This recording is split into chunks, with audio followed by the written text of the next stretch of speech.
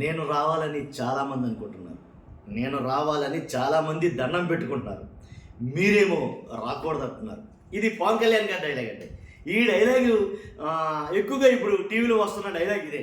ఇక్కడ ఈ డైలాగ్ ఎందుకు వచ్చిందంటే కనుక నిజంగా ఆయన రాకూడదని చాలామంది పగబట్టినట్టున్నారండి. హరిహర వీరమల్లు రాకూడదని, పవన్ సినిమా రాకూడదని పవన్ కళ్యాణ్ గారిపై ఎంత పగబట్టారా అని చాలామంది మాట్లాడుకున్నారు. ఎందుకురానంటే కనుక పవన్ కళ్యాణ్ గారి సినిమా ఏదైతే హరిహర వీరమల్లు 24 తారీఖున రిలీజ్ కావాల్సి ఉందో ఆ రిలీజ్కి బ్రేక్ పడేటట్టుంది. ఇప్పుడు ఆ రిలీజ్ వాయిదా పడేటట్టుంది. ఎందుకన్నామంటే కనుక ఖచ్చితంగా దానికి కారణం ఉందా లేకపోలేదు. ఫస్ట్ అయితే లైక్ చేయండి, ఎందుకంటే లైక్ చేస్తే కనుక ఇన్ఫర్మేషన్ ఎక్కువ మంది షేర్ అవుతుంది. కొత్తగా మన ఛానల్ ఎవరైనా చూస్తే పక్కగా సబ్స్క్రైబ్ చేయండి. మీ అమూల్యమైన అభిప్రాయాన్ని కామెంట్ రూపంలో తెలియజేయండి. ఫస్ట్ అయితే కనుక లైక్ చేయండి.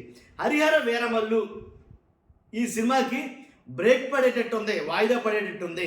ఎందుకంటే ఈ సినిమా రిలీజ్కు ముందే ఊహించని చిక్కులు అయితే కనుక వచ్చి పడ్డాయి. ఇప్పుడు ఏంటా చిక్కులు అంటే, ఈ చిత్ర నిర్మాత ఎవరైతే ఏఎం రత్నం అన్నారో ఆయనకు వ్యతిరేకంగా 2 ఫిర్యాదులు అయితే కనుక తెలంగాణ రాష్ట్ర చలనచిత్ర వాణిజ్య మండలి ఏదైతే ఉందో TSFCCలో దాఖలయ్యాయి ఈ ఫిర్యాదులు 2. కాబట్టి ఏంటా ఫిర్యాదులను ఆలోచిస్తే ఆసియన్ ఎంటర్ప్రైజెస్ సంస్థ ఆక్సిజన్ చిత్రానికి చెల్లించిన రిఫండబుల్ అడ్వాన్సులతో పాటు వడ్డీతో సహా 2,06,00,000 చిల్లర బకాయిలను తిరిగి చెల్లించాలని కోరుతూ ఫిర్యాదు దాఖలు చేసింది. ఆక్సిజన్ అనే చిత్రానికి సంబంధించినటువంటి ఆ డ్యూ ఏదైతే ఉందో అది చెల్లించాలి అని వాళ్ళు ఫిర్యాదు అయితే ఇవ్వడం జరిగింది. అంతేకాదు తర్వాత వెంటనే మహాలక్ష్మి ఫిల్మ్స్ కూడా ముద్దుల కొడుకు, బంగారం చిత్రాలకు సంబంధించిన 90 లక్షల రూపాయలను వసూలు చేయాలని కోరుతూ ఏఎం రత్నంపై మరో ఫిర్యాదులు అయితే కనుక చేయడం జరిగింది. నిజంగా ఈ సినిమా ఆది నుంచి అష్ట కష్టాలు పడుతూనే వచ్చింది. అసలు వస్తాదో రాదో, ఈ సినిమా రిలీజ్ అవుతుందో అవదో అని పవన్ కళ్యాణ్ గారు అన్న మాటలు చాలామంది గుర్తుండే ఉంటాయి. ఎందుకంటే మొన్న ప్రెస్ మీట్లో మాట్లాడారు ఆయన. ఈ సినిమా ఆగిపోయిందని అనుకున్నాం మేము, ఈ సినిమా కంటిన్యూ అవుతుందని అనుకోలేదు, ఈ సినిమా రిలీజ్ అవుతుందని అనుకోలేదు అని పవన్ కళ్యాణ్ గారు అని అన్నారు. కాబట్టి ఫస్ట్ అయితేనేమో ఒక డైరెక్టర్, తర్వాత ఆ డైరెక్టర్ నుంచి క్రిష్ గారి నుంచి వేరే వాళ్ళ చేతిలోకి రావడం జరిగింది. కానీ ఇవన్నీ కూడా ఫస్ట్ నుంచి కూడా దీనికి ఏదో రకంగా బ్రేక్ పడతానే వచ్చింది.